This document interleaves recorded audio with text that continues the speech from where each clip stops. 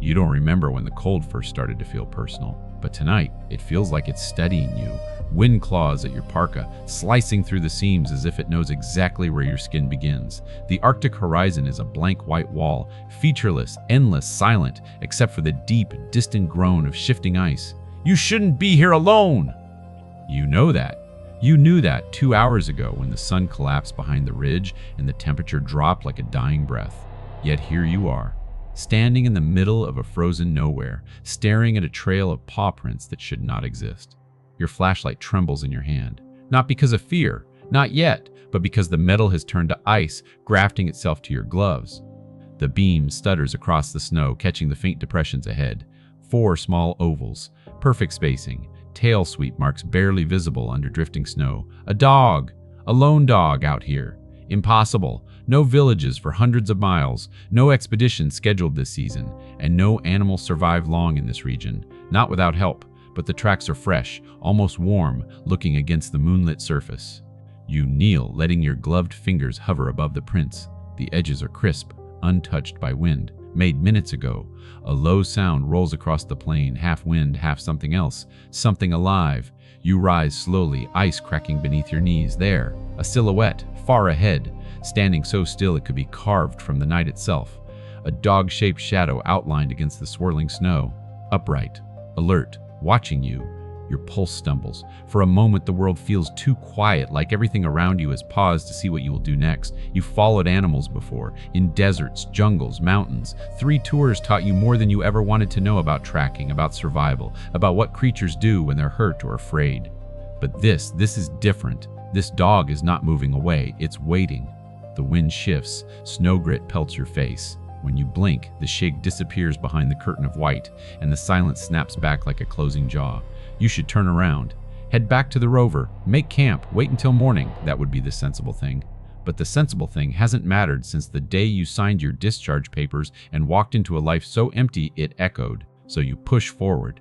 Your boots sink deep. Each step punches a hollow thud into the snow. Your breath forms ragged ghosts in front of you, drifting upward and vanishing like they never existed. Visibility drops to a few feet as the storm thickens. The world becomes a cocoon of white noise and racing heartbeats. But the paw prints remain. Sometimes they vanish under blowing snow, but a second later they appear again, always a little ahead, as if the creature knows exactly how far you can see. You keep walking. Minutes or hours pass. Out here, time folds strangely like fabric pulled too tight. The storm breaks for a heartbeat, and you freeze! A structure emerges from the haze. Angular, tall steel bones jutting from ice like the ribs of a dead colossus. A rusted antenna tower, half swallowed by decades of winter. Your flashlight flickers across the base, revealing twisted ladders, broken guardrails, splintered cabling. You know this place. You've seen satellite images. The abandoned Northwell outpost. Shut down 30 years ago after a research team disappeared without a trace. The case file resurfaced last month in a veterans forum, someone asking if any old unit had heard rumors about the missing team. You remembered seeing a dog in one of the grainy expedition photos. A white-coated husky staring straight into the camera.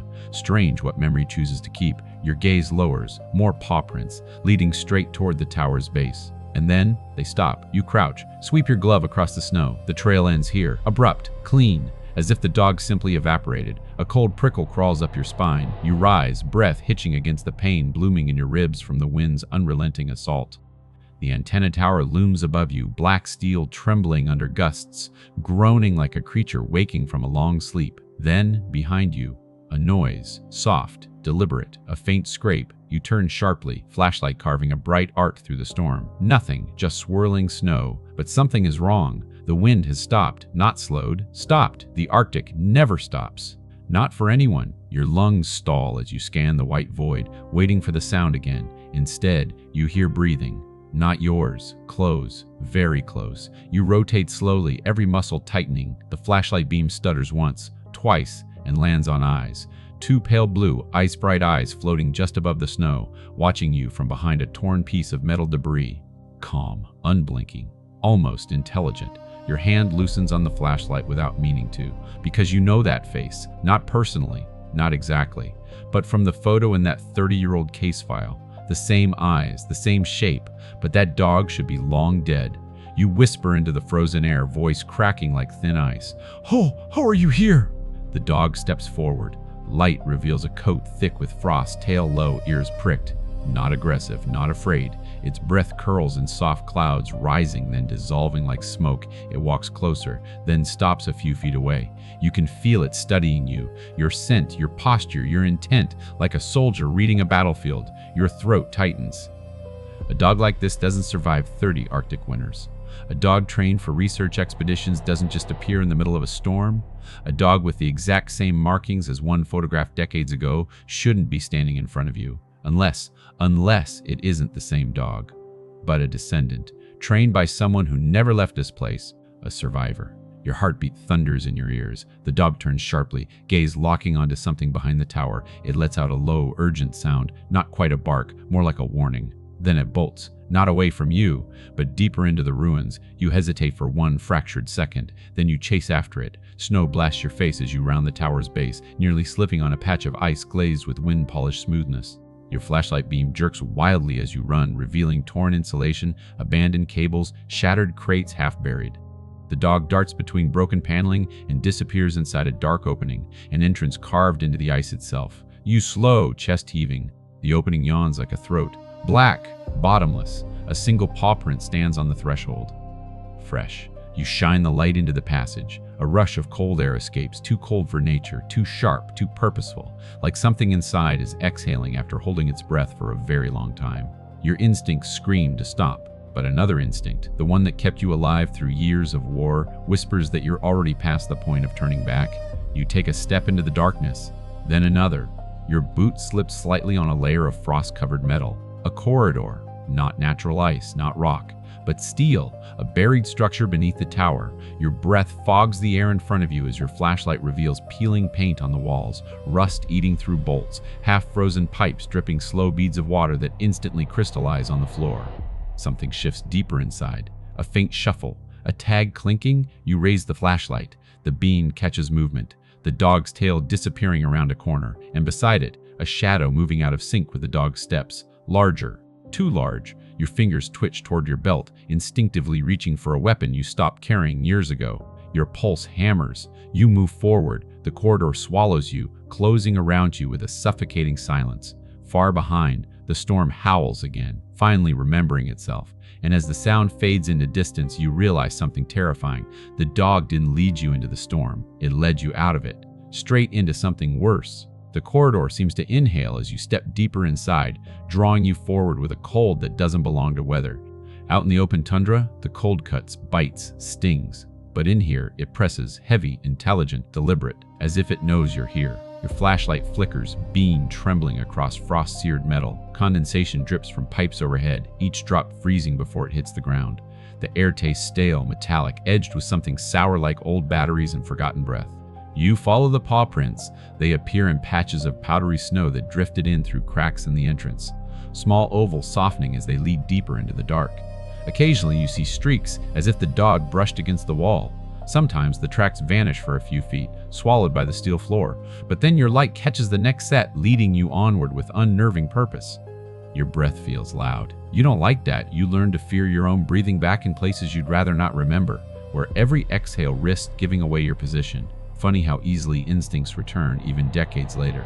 The past has a way of resurfacing when you least want it to. A groan ripples through the metal frame overhead. You stop! For a moment, everything holds still, even your pulse. Then, another sound. Not the dog. A dragging noise, slow, uneven, like something heavy being pulled across the floor somewhere out of sight. You clamp your teeth together, breath leaving you in a thin, controlled stream. The sound continues for a few seconds, then cuts out sharply, leaving the corridor in suffocating silence.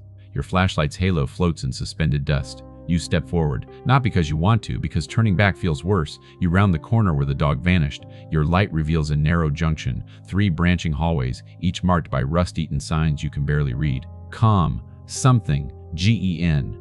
ER, something, sublevel, access structural. You sweep the beam across the floor. Paw prints curve toward the rightmost hallway, the one marked sub-level, access. Before you can move, a soft shape emerges from the dark. The dog. It steps back into the beam, eyes pale as Arctic dawn. Frost clings to its whiskers. It tilts its head at you. Not curious, not timid, more like evaluating. You swallow. "What do you want me to see?" you whisper, voice almost lost in the stillness. The dog turns and slips down the sublevel passage, tail low but purposeful. You follow. The temperature drops with every step. Your fingers stiffen inside your gloves. Your breath feels brittle. Even the light from your flashlight seems thinner, as if the darkness here has mass, density, weight. Metal stairs appear ahead, descending into a deeper black. Ice crusts each rung. Your boot hesitates on the first step, slipping slightly before finding purchase. The dog moves effortlessly beside you, silent except for the faintest tap of claws on steel. Halfway down, your hand brushes a wall. It's wet. Not frost, not condensation. Wet. Your pulse surges. You yank your glove away, heart choking your throat. The dog looks back at the motion, ears flicking but doesn't stop. You reach the bottom after what feels like 100 steps. The sublevel corridor stretches ahead, narrow, darker than anything above. Your beam finds large metal crates stacked along the walls, each sealed with thick clasps now warped by freeze. Red lettering bleeds across them, biological. Sample, storage authorized, access only. A metal door hangs ajar at the far end, frozen crooked in its frame. The dog trots toward it. You tighten your grip on the flashlight and move after it, each step echoing too loudly. A smell hits you, sharp, chemical, burned, plastic, and something organic, like old fur wet from melted snow. The room beyond the door is small. And wrong. Your breath stutters. Every inch of it is covered in scratches, not human scratches, not tools, but claws. Deep gouges tear through paint, metal, even the reinforced storage cabinets. Some look decades old, others much fresher. The dog steps inside, nose low, tail stiffened.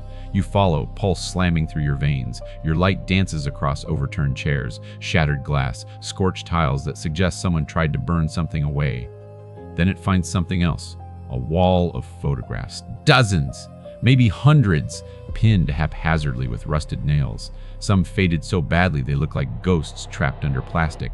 Others sharp and clear, untouched by time. All of them show one thing: the research team. Men and women in heavy coats, smiling at cameras, holding equipment, scribbling notes. The white husky standing beside them in nearly every shot. Bright-eyed, alert, unmistakable. Your stomach twists. You know that dog. You've seen those photos before in the case file. The team that vanished. Everyone assumed they died in a storm, fell into a crevasse, froze, or simply walked too far and never found their way back. But the timeline doesn't match the markings of the dog in front of you. You step closer, and then you see it. A photo taken inside this very sublevel room. The walls look newer, unscratched, intact. In the shot, a man kneels with the dog beside him. The man's hair is long, tangled. Beard frost rhymed. His eyes stare straight into the camera, haunted, exhausted, but alive. Someone took this photo after the disappearance. Long after. You inhale slowly. The dog nudges your leg. You turn, expecting it to guide you again. But the dog isn't looking at you. It's staring at the opposite wall, where a metal storage cabinet door hangs open. Inside, under a layer of shattered glass vials and frost, sits a notebook. Your throat tightens. You reach in, fingers brushing the frozen cover. The leather cracks under your grip. When you pull it out, a flurry of frost crystals scatters into the air, catching the light like tiny shards.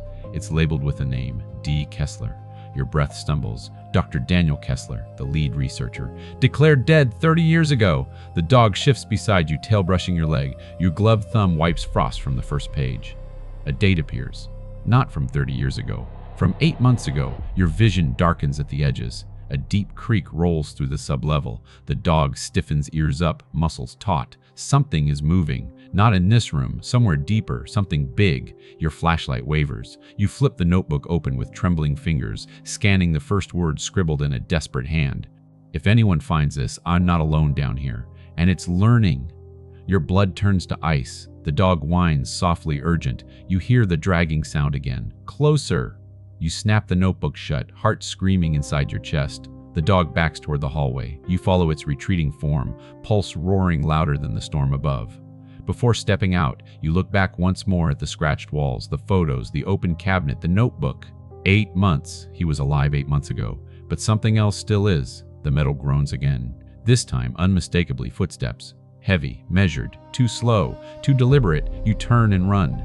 The dog surges ahead, guiding you back toward the stairs. Your boots slam against the floor. Your breath slices your lungs open. The corridor seems to narrow around you, shrinking, pulsing with every thundering step from deeper inside the sublevel. You reach the stairwell, gripping the rail as your legs lurch upward. Halfway up, the power grid surges alive. Lights explode overhead. The entire station hums awake. You freeze mid-step. The dog stops too, just above you, turning back with a low, tremoring growl. Because the lights don't flicker, they pulse, as if reacting, as if sensing, as if something has activated them. Your flashlight dims under the sudden brightness. The metal behind you vibrates. A monotone voice erupts through ancient speakers, crackling with distortion. Return to sublevel. Sample compromised. Host organism active. The announcement loops once, glitching. Host organism active. The dog snarls, fur bristling, teeth bared at the darkness below. You grip the rail, heart hammering your ribs. The corridor lights flicker once. Then, something massive exhales from the shadows beneath you. Not human, not animal, something in between, something that survived. The breath behind you isn't just sound, it's pressure thick, humid, rolling up the stairwell like the exhale of something waking from a long, long sleep.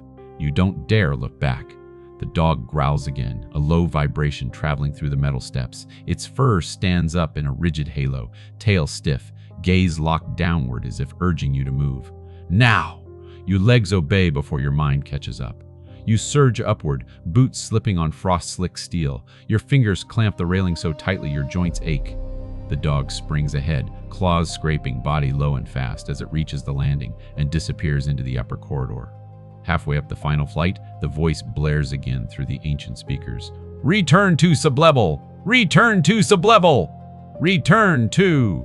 The recording glitches, elongated, dissolving into static that vibrates through your skull. You shove yourself onto the upper floor, chest heaving.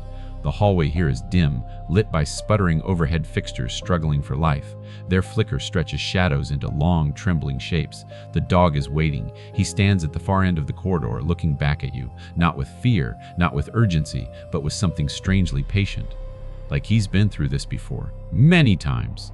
Good boy, you murmur, voice shredded against the cold. He turns and trots deeper into the station. You follow.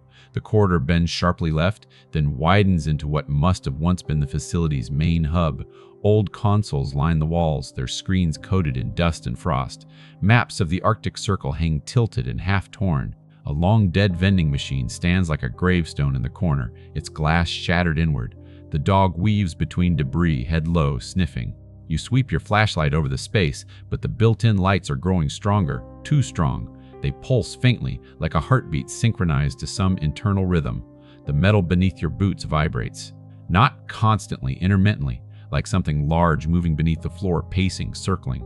Your throat tightens. Where are you leading me? You whisper. The dog glances back once, then moves toward a rusted door labeled Communications Center. Your pulse kicks. That's where the team would have transmitted their last messages, their distress calls, their final logs.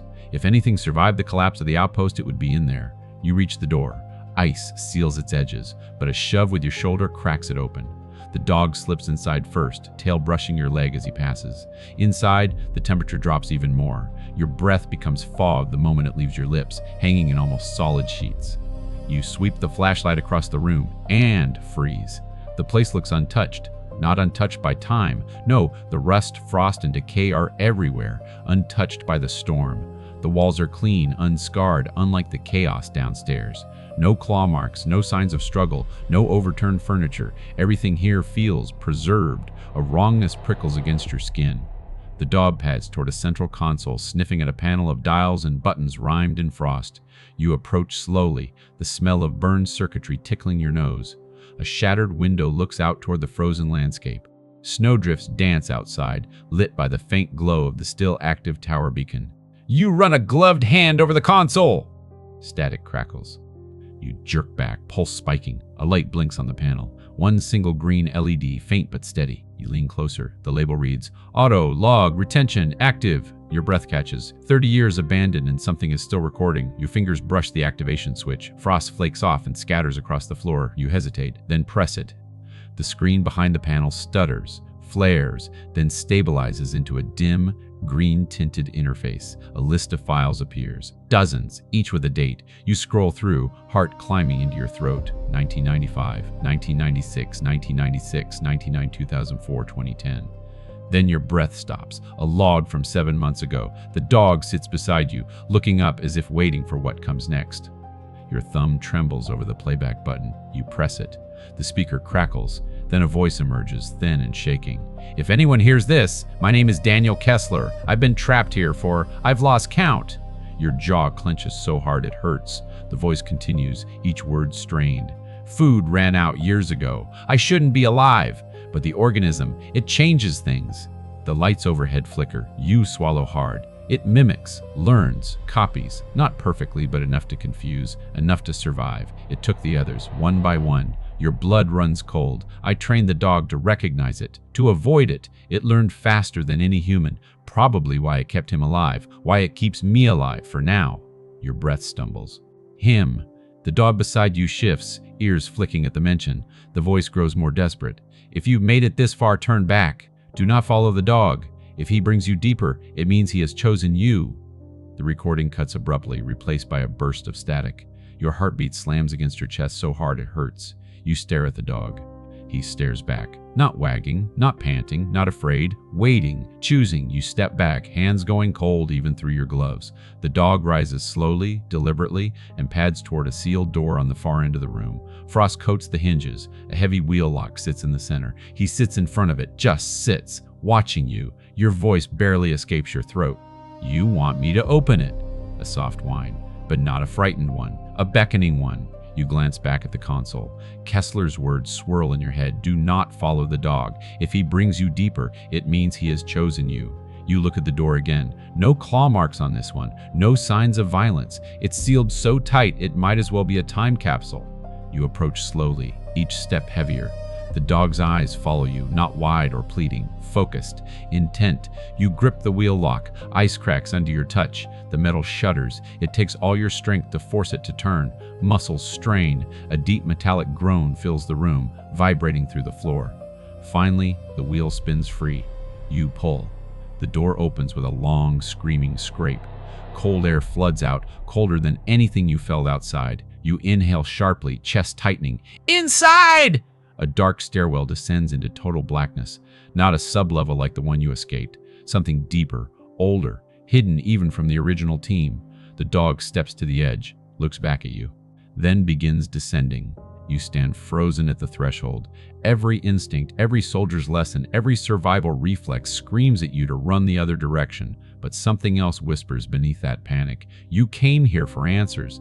And this dog, this impossible survivor, has chosen you for a reason. You tighten your grip on the flashlight. The lights above flicker, casting long shadows that stretch toward the open door like reaching hands.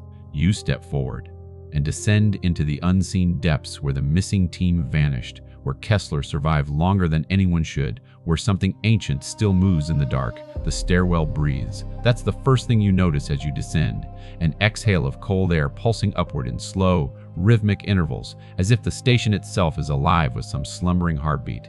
Your flashlight beam struggles to cut through the darkness, swallowed by shadow long before it reaches the bottom.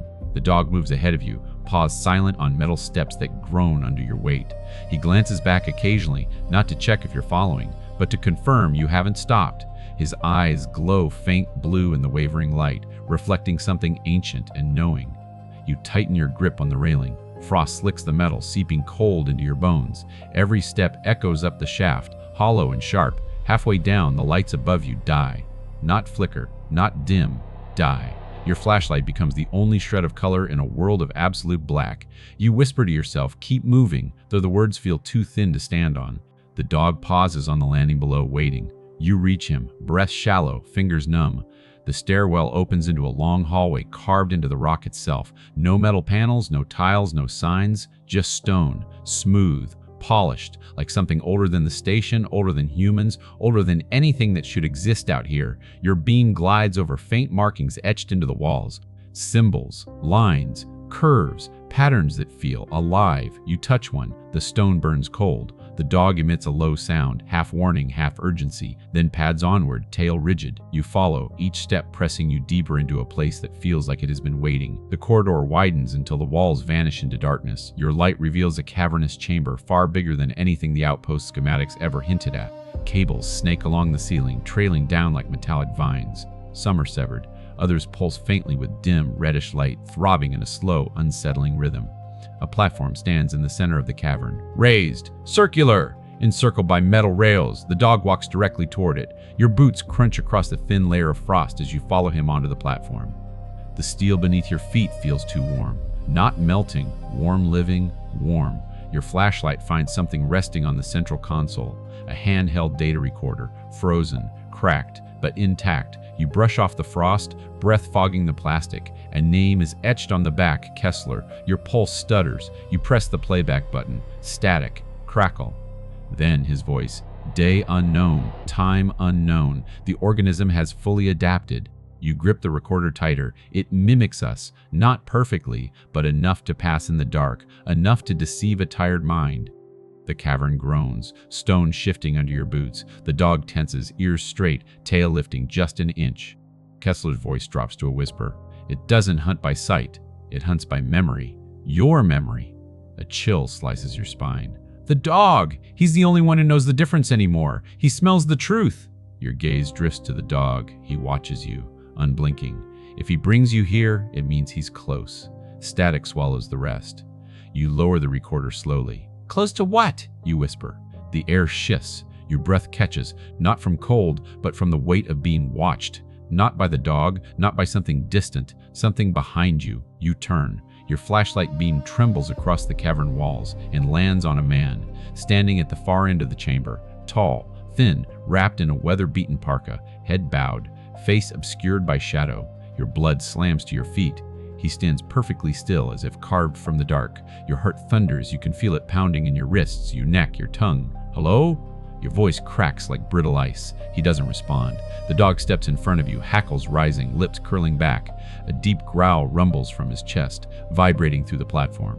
The figure lifts its head, slowly, deliberately. The light catches half his face, a torn cheek, frost-bitten skin, eyes sunken into black sockets. But the outline, the jaw, the nose, you recognize him, Dr. Daniel Kessler, alive, or some version of him. You stumble back, breath fracturing. Kessler, you choke out. The man tilts his head, his mouth opens. But the sound that comes out isn't human. Not a voice, not a word, not a breath. A choked, clicking imitation like someone trying to copy language without understanding it. Your stomach twists violently. The dog lunges forward, barking so fiercely the cavern echoes with the sound. The thing wearing Kessler's face jerks back, limbs skittering too quickly. Too many joints, moving wrong. Not human. Not anymore. Your flashlight trembles. The beam dances across the cavern as the creature retreats into the shadows, its outline rippling like a broken projection. The dog snarls again, positioning himself between you and the darkness. Okay, you whisper, trying to force your voice steady. We go back. We leave. Now. But the dog doesn't move. He looks at you, and then, very slowly, he turns his head toward the far wall. Your flashlight follows his gaze. You inhale sharply. There is another door. Massive, metal, circular like a vault, partially buried in the rock, covered in frost so thick it looks like bone-white coral, and on its surface, a handprint, not made recently, not old either, only slightly thawed, as if someone touched it minutes before you arrived. Your breath stumbles. You step closer, drawn to it like gravity. The dog doesn't stop you. His growl softens, not gone, but cautious, restrained. You reach out. Your gloved fingers brush the metal, and the handprint glows, a spectral blue. A low hum vibrates through the cavern floor. The cables dangling from the ceiling pulse brighter. The vault door shudders like something behind it is stirring. You stagger back. Snow drifts from the ceiling. Dust falls in soft clouds. The hum deepens. The vault lights flicker. The dog barks sharply. 3 fast, panicked bursts. You freeze. Then the vault door cracks open. Only a sliver, but enough for cold air to flood out, sharp enough to sting your eyes. Enough to see the shape inside. A figure, motionless, sitting upright, facing the door. Your blood stops moving, because even in the dim light, even through frost-smeared glass, you know that face, not from the case file, not from memory, from the mirror. It's you, a perfect, frost-preserved version of you, frozen in time, waiting. The dog presses against your leg, trembling now, not from fear, but urgency, as if begging you to understand something he cannot say. Your voice escapes you in a broken whisper. What the hell is happening? The cavern shakes violently. Lights flicker, cables snap overhead, stone cracks, and the door behind you slams shut, hard. The echo rolls through the chamber like thunder trapped in stone. You whip around! The Kessler thing is gone. The copy of you inside the vault is still staring. The dog stands rigid, tail straight, body locked on instinct. And beneath your boots, The hum changes. It becomes a pulse, a heartbeat. Not yours, not the dog's, something larger, something awakening. The heartbeat rising from the cavern floor grows heavier, vibrating through the metal platform, through your boots, through your bones. You stagger back from the vault door, breath snagging in your throat as the spectral glow fades from the handprint. The cold pouring from the narrow opening cuts deeper than Arctic air. This cold feels intentional, like the thing inside is drawing heat out of the world around it. The dog pushes against your thigh again, hard this time, forcing you to take a step away from the vault. His body quivers, not in fear, but in effort, as though he's fighting an instinct far older than you, older than the station, older than whatever sleeps beneath this ancient stone. Your flashlight trembles in your grip. The beam dances across the chamber, landing again, inevitably, on the figure inside the vault, your own face, unmoving, eyes half open, skin pale as ice dust, hands resting on your knees like you simply sat down to rest and never got up again. "Tell me this isn't real," you whisper, voice breaking under the weight of your own breath. But the dog growls, soft, warning eyes fixed, not on the vault, not on the frozen double, but on the shifting darkness behind it. Something moves there, something thick, heavy, slow, a scrape, a drag, a wet, rhythmic sound like flesh sliding against stone. Your throat closes. You back away from the vault, never removing your eyes from that faint sliver of darkness inside. Your legs feel numb, not from cold, but from the creeping realization that you are not dealing with a creature or a machine or a person. You are dealing with something that remembers. The hum beneath the floor intensifies. Cables overhead pulse violently, like veins struggling to keep blood moving through a dying body. The dog barks once loud enough to make you flinch and then sprints across the platform, circling you, nudging you, pushing you toward the exit corridor leading back to the stairs. "Okay," you whisper. Okay, let's go." But the second you turn toward the corridor, it closes. A metal shutter slams down from above so fast the air itself screams around it. Dust bursts upward in a choking cloud. The floor shakes under the impact. You stumble back, heart stumbling with you. No, don't do this! You yank the metal shutter with both hands.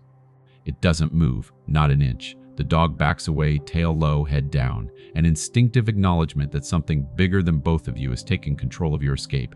Behind you, the vault door groans. You whirl, flashlight beams slashing through drifting frost. The crack in the vault widens by a fraction of an inch. A sliver of blackness, something thick and ink-like, slips through the gap, then rises back inside. You stagger away, breath shuddering. Every instinct screams at you to fight, to run, to do anything except stand here helpless. "Come on," you murmur to the dog, voice shaking. "There has to be another way out of here." Then you see it. A narrow passage on the far end of the chamber. Not carved, not built, not part of any architecture you recognize. Grown, as if the stone was melted and reshaped by something ancient and biologically impossible. Smooth edges, curved ribs, organic lines. The dog sees it too. He whines low, pained, then walks toward the passage, steps slow, reluctant, as though crossing a boundary he never wanted to cross. You hesitate, because the closer you get to the passage, the more you feel it, a pressure behind your forehead, like fingers pressing gently into your skull. A whisper of something brushing your thoughts. You shake your head violently, breath ripping out of you. No, you don't get inside my head, not today. The pressure eases for a moment, then returns, deeper. A memory flickers across your vision, too bright, too sudden. A chair, sand under your boots, a dog barking somewhere behind you, a shape moving across a desert horizon. You wrench yourself free with a gasp. "Not your memory, mine! Stay out!" The pressure fades again. The dog nudges your leg, grounding you, his warm body. The only biological thing here you trust. You kneel without thinking, burying your hand in his thick fur. It's coarse, solid, real. He leans into you, and for a moment, just one, you feel tethered, alive, human. "Okay, buddy," you whisper, "show me what I'm supposed to see." He steps into the passage. You follow. The walls pulse faintly the deeper you move, like something biological circulating beneath the rock. Your flashlight beam shakes with every breath. You try to focus on physical sensations, cold air scraping your lungs, the crunch of frost under your boots, the soft click of the dog's claws ahead of you. But the passage seems to narrow behind you, as if closing. You quicken your pace. The dog disappears around a bend. You turn it and stop dead. A cavern opens before you, smaller than the last one, but filled with something infinitely worse. Copies of people, at least 10 of them, frozen in translucent shells of frost, each preserved like specimens, each with their faces partially visible through the ice. Men, women, and one! Your breath stops. Another version of you. Not the same pose as the vault one. Not the same expression. This one stands. Eyes open wider. Mouth parted as if mid-sentence. Hands reaching toward the wall. Dear God, you breathe. Knees weakening. The dog whines softly, stepping closer to one of the frozen humans. A woman in a lab coat with a badge you can still read through the frost. Elena Voss, biologist, Northwell Outpost. You whisper her name without meaning to. The ice around her face cracks. A tiny line, a fracture, spreading. You jerk backward, stumbling into the dog. He barks sharply. Not a warning this time, but a command. Move! You spin around. A shadow shifts across the cavern entrance. Long, twisting, the wrong shape for any human.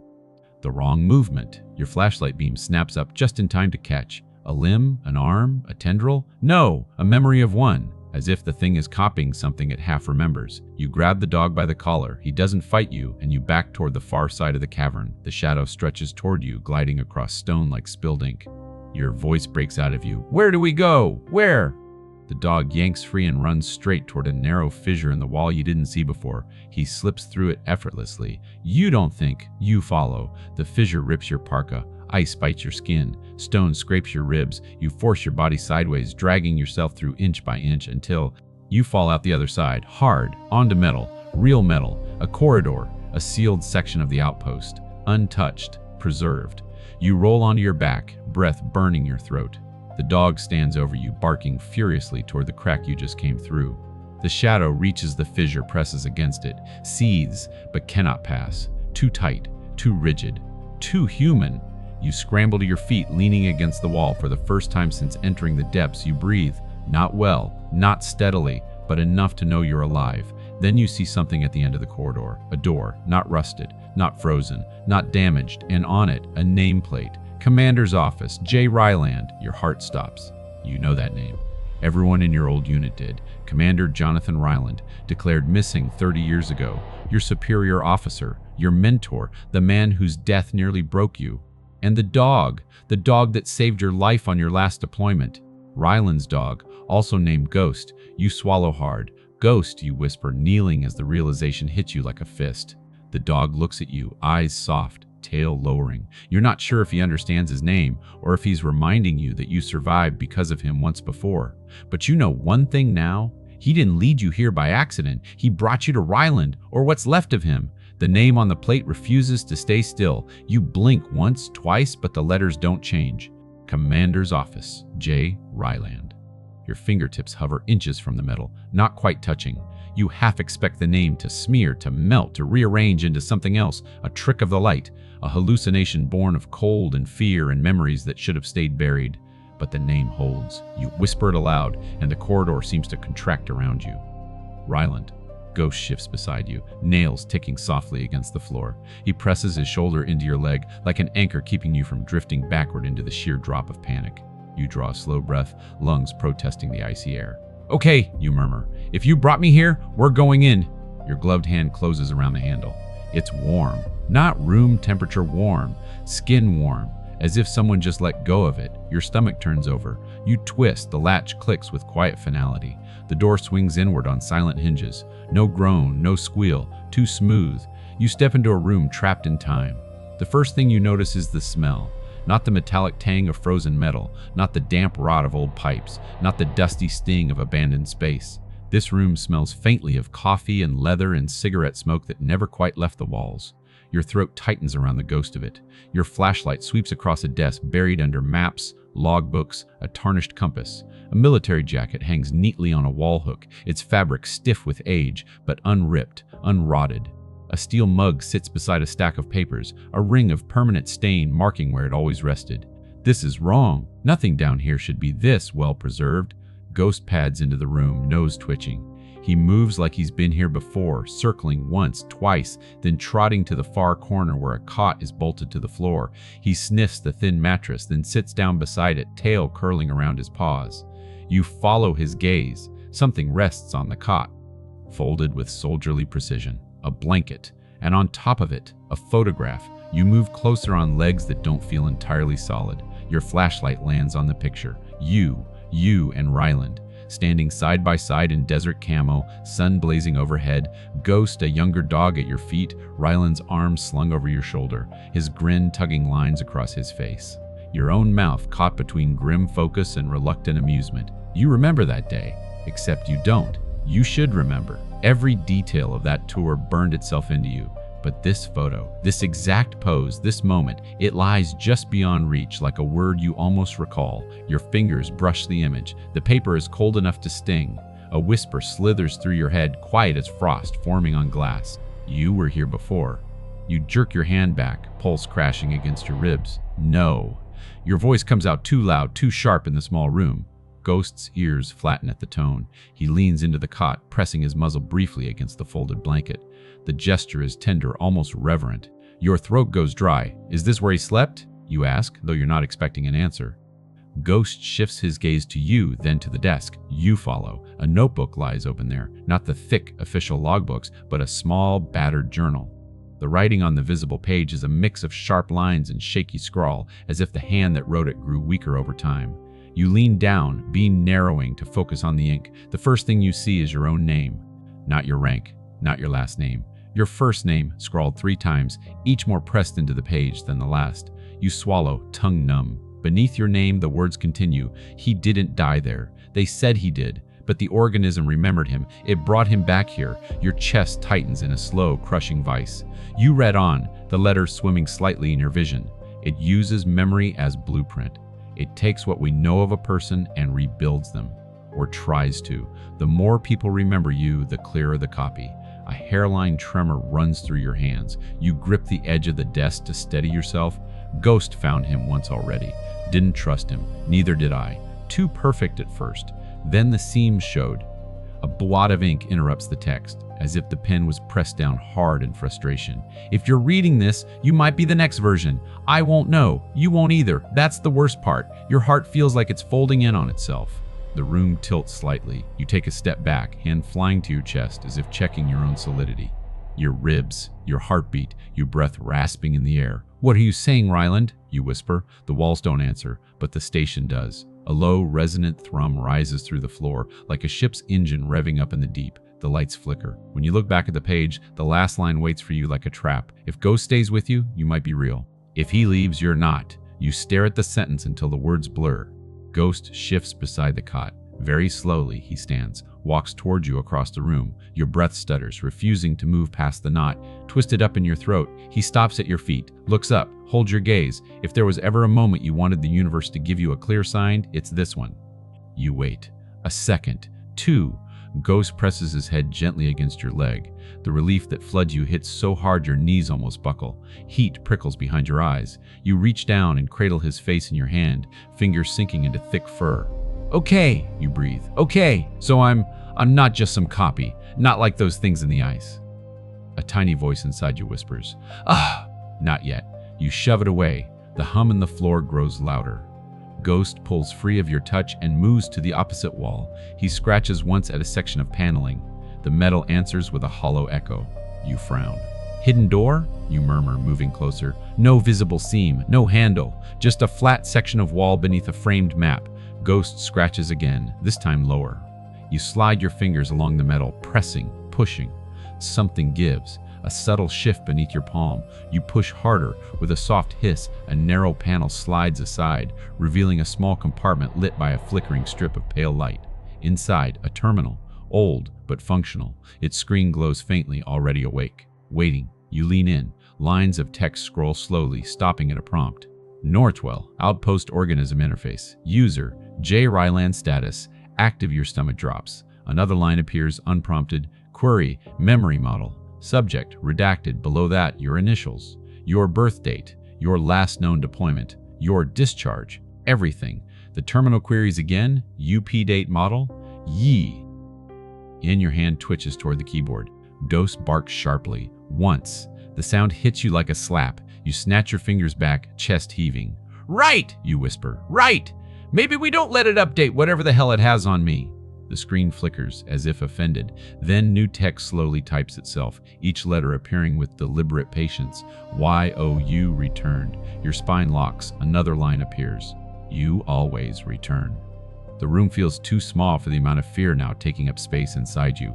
Your lungs can't find enough air. The walls seem closer, the ceiling lower. Ghost's fur bristles along his spine. He backs away from the compartment, placing himself between you and the opening. The terminal continues. Model, unstable, memories, missing. Incomplete, human. Your pulse stumbles, then races. You want to scream at the machine, at the organism behind it, at the station wrapped around all of this like bone over marrow. But the words won't leave your throat. The next line arrives, slower. H.O.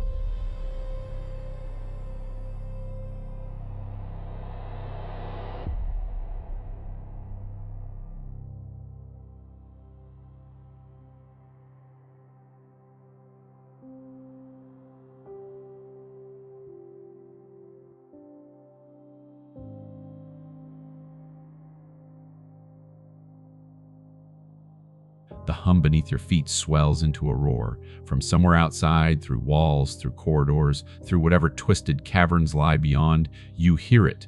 A howl. Not like a dog, not like any animal you recognize. Something stretched, distorted, warped by too many attempts to imitate fear and hunger and wanting. Ghost spins toward the door, teeth bared, body solid as a barricade. You're about to move to the doorway when the terminal displays one last message. GHOst will not save you again. Your heart stops for a single, excruciating beat. Then a violent shudder tears through the outpost. The lights die. Total blackness. The hum cuts off mid-vibration, like a cord being severed. Then, an impact. Something slams into the outer wall of the office with such force that dust explodes from the ceiling, raining down in thick clouds. The floor jumps. You stumble, elbow hitting the desk. Ghost is flung sideways into the door. He yelps, a raw, shocked sound you've never heard from him. Your stomach twists violently. Ghost!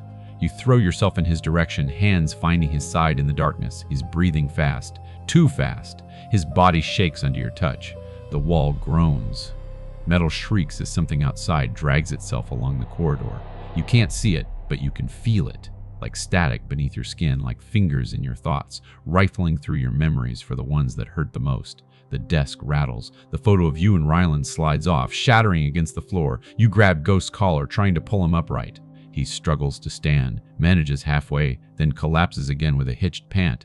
One of his back legs doesn't respond. The way he whimpers makes your throat tear open from the inside. Panic surges up fast and hot. Come on, buddy, come on, up, up! Another impact rocks the station. Something cracks inside the wall behind Ryland's jacket.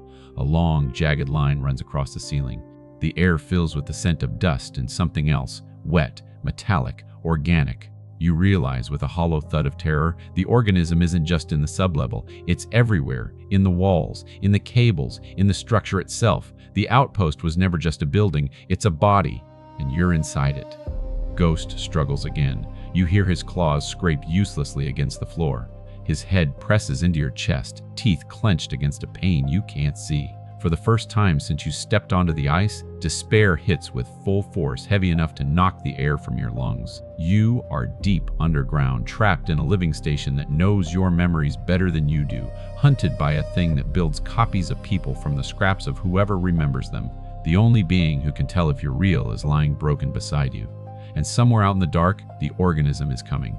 For your body, for your mind, for the last missing pieces of its perfect model. You curl an arm around Ghost's neck, pulling him close as dust falls like ash and the floor shudders under the advance of something enormous and unseen. For the first time in a long time, you hear your own voice crack in a way you don't recognize. I can't lose you too, you whisper into his fur. The station answers with a sound that is not quite a laugh, not quite a scream. And the door to Ryland's office begins to melt. The metal of the door softens like wax under a flame. It slumps inward, sagging, bubbling, hissing, as if acid is eating through it from the other side. The smell hits you first, sharp, chemical, like burning wires mixed with wet fur, a smell that doesn't belong anywhere near metal. Ghost trembles against you, chest rising too fast, breath rasping sharply. His injured leg twitches uselessly. You slide your hand beneath his ribs and pull him closer, trying to shield him from the melting doorway. You stay with me, you murmur into his fur. You stay. You hear me? He presses his head weakly into your chest. The bubbling sound grows louder. A fist-shaped bulge swells through the softening door, pushing outward. Then another, and another, like multiple hands testing the strength of the remaining metal. The door warps outward, stretching thin until light shines through pinholes that burn wider with every second. You stagger backward, pulling Ghost with you as far as you can get in the cramped office, the desk and cot pressed painfully against your legs. The terminal on the wall sputters to life again, its screen flickering with symbols, some familiar, some impossible. Then text begins to type slowly, deliberately. "You should have let it take you!" Your heart spikes. "No," you whisper. "No, you don't get to decide that." The creature outside presses harder. The door caves in the center, collapsing inward, and a wave of something black and shimmering pours through the opening. Not liquid, not smoke, something in between. Tendrils stretch, searching the air, tasting it, tasting you. You grab the desk with your free hand and drag it, slamming it sideways into the melted opening. The wood cracks instantly under the pressure behind it. The desk shudders violently, legs scraping across the floor. Ghost lifts his head, trying to stand. He fails, collapsing into your arm. Panic flares hot across your chest. No time. You look around the room desperately, scanning for anything that could save you. Your gaze catches on a metal grate near the ceiling. A ventilation hatch. Square, dented, barely visible behind a film of dust and frost. Too small for you, but maybe? Your eyes drop to Ghost. No, not in his condition. The hatch is high. The duct beyond might be narrow if he tries to climb, but staying here means certain death for both of you. You slide your arms under Ghost's body. "Come on, buddy." "I've got you," he whines, barely audible. You lift him slowly, carefully, ignoring the stabbing pain in your shoulders and the strain in your back. He's heavy, his muscles trembling beneath his coat. The organism outside slams into the desk. The wood splits. You flinch, nearly dropping Ghost. Another impact, this one tearing metal. You force yourself to move. You lift Ghost toward the vent, one arm balancing him, the other dragging your glove across the grate. Your fingers catch a rusted lip. You pull hard. It doesn't budge. You grit your teeth, plant your foot on the cot, and shove again. The grate snaps off, clattering to the floor. The duct beyond breathes cold air into your face. A tunnel of frost-lined metal, just wide enough for Ghost, maybe barely wide enough for you if you crawl. "You hoist him higher. Come on, in you go." Ghost struggles to lift his head, but when he sees the duct, something lights behind his eyes. Recognition, purpose, pain buried under instinct. He digs his front paws against the edge of the vent, pushing himself forward while you lift from beneath. His claws scrape metal, catching, slipping, catching again. His body wedges halfway. "Go," you whisper fiercely. "Go!" Another slam against the desk. It skids a full foot across the floor, cracks widening. A long, black tendril pushes through a new tear, twitching blindly toward your leg. You yank your foot back. Ghost kicks with his good hind leg, dragging himself forward. His back legs disappear through the opening. Then his body. Then only his tail remains, curling once like a farewell before slipping inside. You shove yourself to the vent, hands grabbing the rim. A tendril shoots toward your ankle. You leap up just in time, scrambling desperately into the duct. Your shoulders jam against the metal. Pain surges down your spine. You suck in a tight breath and pull yourself deeper, boots scraping against the frame. Below you, the desk collapses entirely. A shriek tears through the office, metal dragged across metal, a sound that vibrates your teeth and makes your eyes burn. The creature floods the room, tendrils slashing the air, hunting for movement, for warmth, for you. You freeze, breath caught mid-chest. Ghost's claws scrape faintly somewhere ahead in the duct. You crawl. The duct is narrow, too narrow. The metal bites into your sides, scraping fabric, scraping skin through your torn parka. Your flashlight beam flickers wildly, lighting the cramped metal walls with jittery bursts. Then, a tendril slams into the duct entrance behind you, hard enough to send a shockwave through the metal. You suck in a breath. The duct wrenches, twists. The metal dents inward inches from your boot. It's trying to collapse the vent with you inside. Your breath becomes a ragged rasp as you crawl faster, shoulders scraping painfully on every motion. Your glove catches on a sharp edge. You tear it free, ripping fabric, ripping something in your skin beneath it. A drop of blood hits the duct floor. The vent reacts. The metal beneath your palm warms, pulses, as if tasting the blood. "No, no move!" You slam your hand forward.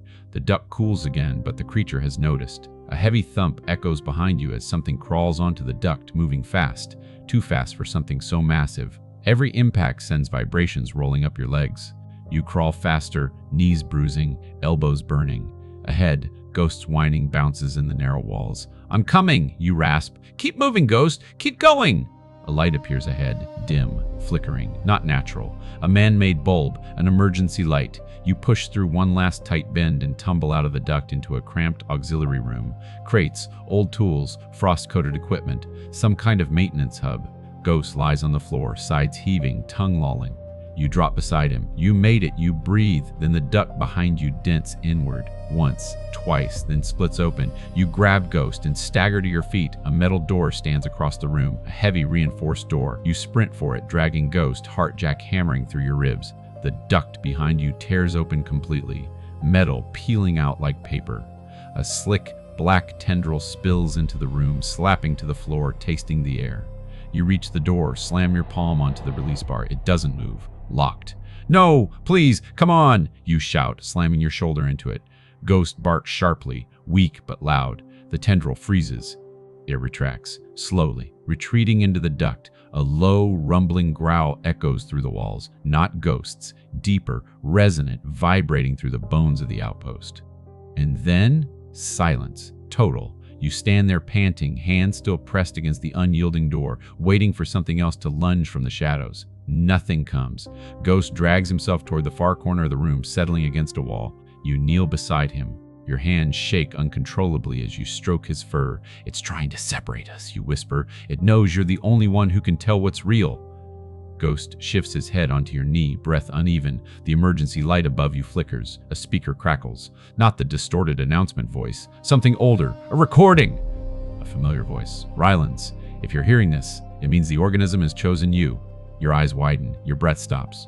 Run while you still can, because once it finishes building you, it doesn't need the original anymore. You stare at Ghost, and he stares back. Not fearful, not confused, steady, as if he's been waiting for this moment. Your heart breaks open. "Ghost," you whisper, "we need a plan." The emergency light flickers one last time, then dies, leaving you and Ghost alone with the knowledge that the organism now knows exactly where you are and exactly what it wants from you. Darkness settles around you like a living thing, not the silence of a dead light bulb, not the quiet of abandoned halls, a heavier, quiet, layered, intentional. The organism has withdrawn. For now! Ghost's breathing rasps through the room, shallow but steady, his head resting against your thigh. You slide your hand along his fur, feeling each tremor that rolls through him. The emergency light's afterglow still flickers behind your eyes, leaving the space around you in a ghostly haze. "Not over," you whisper. "Not close." You force yourself to stand. Pain bursts down your knee, the lingering ache of crawling through that duct grinding through your bones. You ignore it. You have to. You sweep your flashlight, your only blade against the dark across the maintenance room. Loose wiring, empty tool racks, a broken oxygen tank, crates of frozen cables. A rusted emergency ladder bolted into a wall panel, and above it, a hatch. Your pulse snaps alive. Ghost. Up. You kneel and slide one arm under his chest, the other under his ribs. He winces but doesn't fight. His trust is a weight you feel deeper than any injury. You lift him carefully, then clamber up the ladder with him tucked against your chest. Halfway up, the hatch vibrates beneath your hand. You freeze. A faint hum radiates through the metal, not mechanical. Organic, heartbeat-like, just like the rest of the outpost. "Whatever's on the other side," you mutter through clenched teeth. "Please be less murderous." Ghost's ears twitch uneasy, not warning. That's the closest thing to hope you've had for hours. You push the hatch. It opens. No fight, no struggle. It swings open like it wants you to go through. That should terrify you. It does, but staying means death. You hoist Ghost through the opening, haul yourself after him, and blink into a communications hub. Larger than the one earlier but older, walls layered with equipment decades out of date, tangled wires like vines, dead screens coated with dust, stacks of reel-to-reel tapes stored in cracked plastic cases. Your flashlight beam slices through the space and lands on something impossible. A single monitor glows, not faintly, not flickering, steady, alive. Ghost growls, low in his chest, ears flattening. "Yeah, you whisper, I see it." You pull yourself fully into the room, shutting the hatch behind you. Ghost limps to your side. You keep your hand on his back for grounding as you move toward the glowing monitor. Old tech, cathode screen, humming gently. White text pulses against a black background. Uzar, Commander J. Ryland, last Logan, 31 years. Ago your heart punches your ribs. Ryland, you breathe. Another line types itself. W. Elcom back. Your skin goes cold. Back? Back from what? Ghost steps between you and the screen, stands protective. Then the monitor flickers. The display resets. Static hisses. Lines ripple. The screen warps and then forms an image. A face. Your breath collapses. It's Ryland. Older, hollow-eyed, gaunt as if starved of sunlight for a lifetime. Not alive, not dead. Somewhere in between, he stares out of the screen with a slow, trembling inhale. You whisper, "Commander?" His mouth opens. His voice emerges broken, glitching as though reconstructed from fragments. "You're late!" The room tilts. Your hand shoots out toward a console table to keep from falling. Ghost whines, low and urgent. Ryland's fragmented voice pushes through the distortion. "Listen, carefully. It copies everything. Everything it sees, everything you remember. The walls, the vents, the doors, me." "Are you still alive?" you whisper. "Are you here somewhere?" Static washes across the screen like a wave. When his image returns, it's worse, face glitching, edges blurring, pupils lagging behind. Not alive, not dead, stuck. Your stomach knots. Stuck where? His mouth jerks. Then, inside it, the air freezes solid. Ryland continues, each word shaking. "It uses us, not bodies, our memories. It keeps making you because..." The screen cuts to static. You slam your hand on the monitor. "No, no, finish that! Why me?" Ghost growls sharply. The static clears. Ryland's voice returns. "Just one sentence. You are the only one it can't complete. You swallow hard. What does that mean?" The screen stutters, warps. Then something crawls across Ryland's face, some dark seam splitting through the image. He whispers one last line. "Because Ghost chooses you every time!" The monitor dies. Your heartbeat goes silent. Every part of you freezes except your mind, which races, unspooling a terror you're not ready for. Every time, every version, every attempt the organism made, Ghost rejected them. Ghost knows you, your real you, and that's why you're still alive. "Good boy," you whisper, voice breaking as you pull Ghost into your arms. You saved me over and over." Ghost leans against you. For a moment, everything slows, but only a moment. A deep, bone-rattling rumble shakes the floor. Dust falls from the ceiling. A vent on the far wall bursts open, metal tearing outward as something massive slams against it from the other side. You jump back, pulling Ghost with you. Another impact. Then, a tendril thicker than your arm thrusts through the hole, lashing blindly across the room, knocking equipment from shelves. Another tendril follows, then a third. The organism is forcing its way in. Your eyes race across the room, searching for exits, weapons, tools, anything. A ladder hatch, a rusted door, a window of reinforced glass looking into the outside world. The glass is fogged, but something moves behind it. Shadows, tall, multiple. You stumble closer, whip your sleeve across the glass. Your heart collapses. Outside the window, standing in the storm, partially lit by the tower's beacon, are copies of you. 5, 6, 8, all motionless, all staring at the structure, all facing the same direction with heads tilted, waiting. The sight shatters something inside you. "They're models," you choke. Half finished, waiting for my memories to finish them. The tendrils slam again. The wall cracks. You turn wildly, scanning for anything. Your beam lands on a fuel canister, a rusted welding torch, oxygen tanks, a set of detonator caps, a breaker panel humming faintly. A plan forms, reckless, fragile, desperate, your only chance. You kneel beside Ghost, lift his chin. "Listen to me," you whisper. "We can't run." "Not anymore. This is its nest. Its heart. If we don't kill it now, it'll keep making me forever." Ghost blinks once. Slow, certain, like he understands every word. The wall behind you explodes inward, showering the room with shards of metal. The creature is inside. No time, no backup, no escape. Just you, Ghost, and a desperate plan to blow the organism to hell. You grab the fuel canister, the detonator caps, the welding torch. "Come on," you whisper, voice trembling. "It's us against everything it remembers."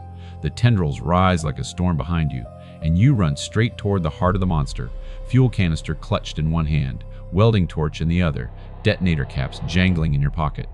Ghost limps at your side, forcing himself forward on 3 legs, every movement carved from pain and instinct and loyalty. Behind you, the organism tears the comms room apart. Tendrils lash, metal screams, sparks burst like dying stars. You dive through the only exit, an old maintenance tunnel barely tall enough for you to crouch. Ghost slips in ahead of you, nails skittering on corroded steel. You slam a rusted lever on the wall as soon as you're through. A metal bulkhead groans downward behind you, slow, too slow. A tendril spears through the narrowing gap. You leap back as it snaps inches from your face. The bulkhead crushes it, slicing it clean. Black fluid splashes across the tunnel floor, sizzling like acid. Ghost snarls at the severed limb.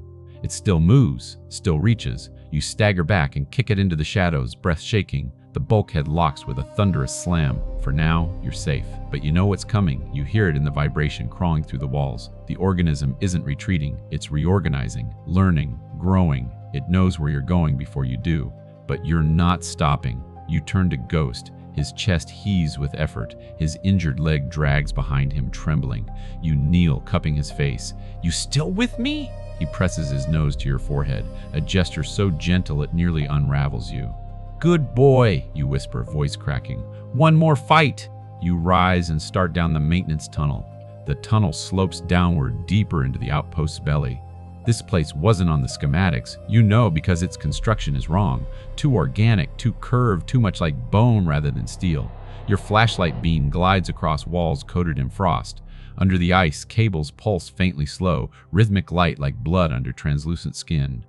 The whole world down here feels alive. You force your mind away from that. Focus. Your plan is crude, reckless, suicidal, unless you get the timing perfect. You uncap the welding torch. The metal nozzle is ice cold. You adjust the fuel canister strap, tightening it against your arm. You check the detonator caps. They're old, but they'll blow. Ghost limps behind you, silent but determined. His breath echoes off the curved walls, bouncing around in strange patterns. Your chest aches with something sharp and protective. "Stay close," you whisper. The tunnel widens abruptly. You step into a cavern so large your flashlight disappears into the dark. The floor curves downward like a bowl. Frost blankets everything, but beneath it, faint shapes move like shadows drifting under ice. And at the center, a pit, round, organic, breathing, a slow rising and falling movement, as though the earth itself inhales and exhales. Your pulse stumbles. This is it, the core, the organism's heart. Ghost stands beside you, ears pinned flat, tail stiff. His throat vibrates with a deep, primal growl that tells you everything you need to know. He hates this place more than any other. You step forward. The floor trembles. The pit opens, not like a door, like an eye. Pupils dilating, contracting, studying you. Something massive rises from the center. Black, shifting, its surface sprouting hints of faces. Ryland's for a moment, then yours, then Elena Voss, then others frozen in the caverns. Faces dissolve into ripples of muscle-like tissue. They never stay solid. They're memories, half-formed, practicing, learning. You feel your knees weaken, not from fear alone, but from a wave of pressure rolling off the creature, an invisible hand sliding into your mind, rifling through your memories, your failures, your scars. You clutch your head, teeth clenched. Ghost barks once sharp as a gunshot. The pressure collapses. You gasp for breath. The organism recoils, the faces on its surface glitching as though disrupted by an interference pattern. Ghost steps forward, growling. It fears him. He's your anchor, your truth, your authenticity. Your memories aren't stable unless Ghost is part of them. That's why every copy failed. That's why this creature needed you. But you are done being reconstructed. You pull the fuel canister off your shoulder. "Time to end this," you whisper. The organism reacts instantly. A tendril lashes from the pit, slicing through the air. You dive aside. The tendril smashes into the floor where you stood, cracking ice and sending a tremor through the cavern. Ghost limps forward, placing himself between you and the creature. "Ghost, no!" he growls, low but fierce. Another tendril rises, thicker than a tree trunk, and swings downward toward him. You launch yourself at Ghost, grabbing him around the torso and rolling across the ice just in time. The tendril slams into the ground, spraying shards into the air. You skid to a stop, lungs burning. "Ghost, stay behind me!" But he doesn't. He pulls himself up, limping toward you, planting himself at your side. Not behind, B-side, as he always has. Your throat tightens. You lift the welding torch. Click. A bright flame bursts forth, blue and white, cutting through the darkness like a blade of pure light. The organism stiffens. You grab the fuel canister hose, twist the valve. Gas begins to leak, hissing softly. You wedge the canister near a crack in the floor, right above where the pit's edges pulse. Your hands shake. One mistake means you die before the explosion ignites. You pull out a detonator cap, shove it into the canister's frame. Another tendril whips toward you. Ghost lunges and bites it. He doesn't have the strength to tear it, but he distracts it. The tendril recoils violently, slamming against the cavern wall. Ghost tumbles across the ice, yelps, then forces himself back up. Your chest nearly breaks open.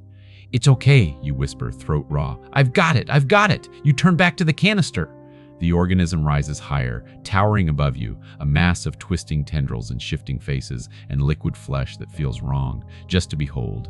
It roars. Not a sound, a vibration, a memory being forced down your throat. Your squad, the desert, the explosion, Rylan grabbing your vest and throwing you behind cover, Ghost barking, the blast, the blood, your hands shaking, the radio screaming, your own voice saying you are fine. You're not in the cavern, you're back there, sand in your mouth, heat scorching your lungs, Rylan on the ground, Ghost dragging you by your sleeve. No, no, this isn't real. This isn't now. This is what it wants. You slam the torch flame into your own gloved hand. The pain is white, immediate, real. You gasp and the memory shatters. The cavern returns. The organism surges toward you. You raise the welding torch. This is how you end it. You shove the torch into the stream of leaking gas. The flame swells, huge, violent, igniting the fumes with a hollow whump that knocks you backward. The canister glows red hot. The detonator cap begins to hiss. You scramble toward Ghost, grabbing him under his ribs, pulling him away from the pit. The organism lashes toward you in a frenzy, tendrils cracking the floor, the ceiling. You dive behind a cluster of frost-covered crates, shielding Ghost with your body. The canister detonates. Boom! The explosion is brutal, soundless, then deafening. A shockwave tears through the cavern, ripping the organism apart in huge, flailing chunks. Flames roll across the floor. Black fluid splashes upward like volcanic spray. The pit screams, metallic and wet, as its walls collapse inward. The ceiling crumbles. Rubble rains down. You curl your body over Ghost, grit your teeth. The world shakes, cracks, falls, explodes with light, and everything goes black. Silence. Not the crushing, predatory silence of the deep outpost. Not the breathing, listening stillness of the organism. A natural silence. Empty, honest. Cold air brushes your cheek. You shift, groaning as the world swims back into shape. Your ribs ache with every breath. Your shoulder throbs. Dust clings to your eyelashes. Your first thought is pain. Your second is Ghost. Your eyes snap open. Light blinds you. White, pure, unbroken. The cavern ceiling is gone. Snowflakes drift through an opening carved by the explosion. An uneven circle torn upward into the open Arctic night. The aurora glows faint green overhead, shimmering across fractured ice and twisted beams.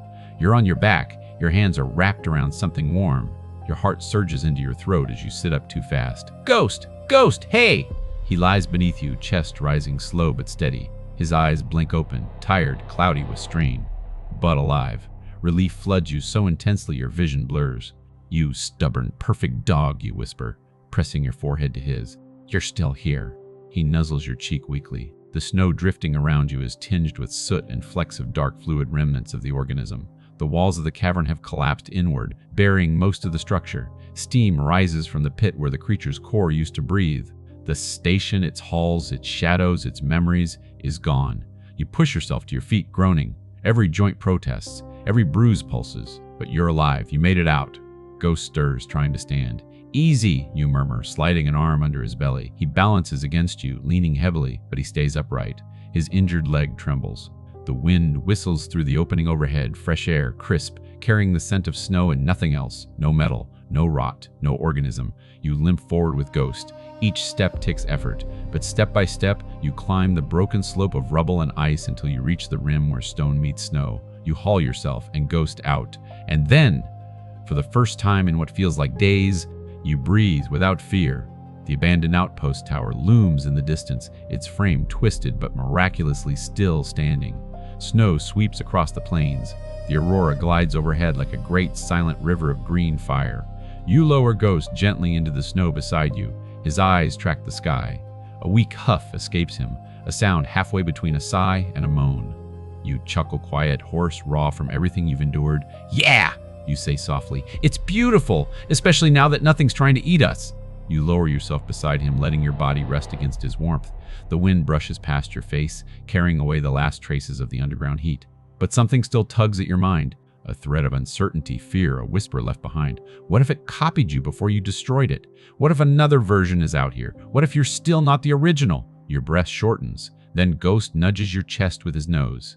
You look down. He holds your gaze, not with fear, not with hesitation, with the same unwavering recognition he's shown since you found him. You exhale slowly. Okay, you murmur. Okay, if you say I'm me, then I'm me. Ghost presses his paw onto your boot. It's as final a confirmation as any.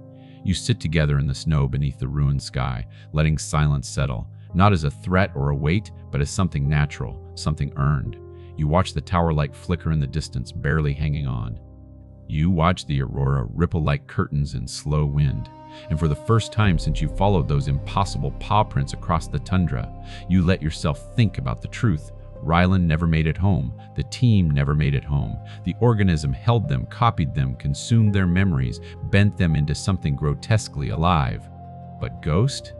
Ghost survived. Ghost remembered you. Not just fragments, not just faces, but the parts of you no creature could mimic. He chose you. That's why you're here. Not a photocopy of someone else, not an echo carved out of someone's trauma, not a model waiting to be completed. Just you, real, alive, chosen. The wind shifts. A faint howl echoes across the plains. Not a creature's call, but the natural cry of the tundra. Ghost's head turns, ears pricking despite his exhaustion. Home, you whisper. You have no idea where home is anymore. But you know one thing. Wherever you go next, Ghost goes too. You slide your arm gently under him, lifting him carefully. He whines but doesn't fight it. Come on, buddy, you murmur. Let's get you patched up. Then, maybe we figure out what life looks like after saving the world from a giant memory-eating nightmare. He huffs softly. You smile. It's a small smile, a cracked one, but real. You take one step, then another. Snow crunches beneath your boots. Ghost's weight leans into you with each slow movement. The aurora shoulders the sky in a soft glow. Behind you, the outpost collapses in on itself with a long, distant groan, the last breath of a dying thing. You don't look back. You move toward the horizon, where the first trace of morning light breaks across the ice. Ghost lifts his head weakly at the dawn. So do you! And for the first time in years, something warm cuts through the cold inside your chest. Hope!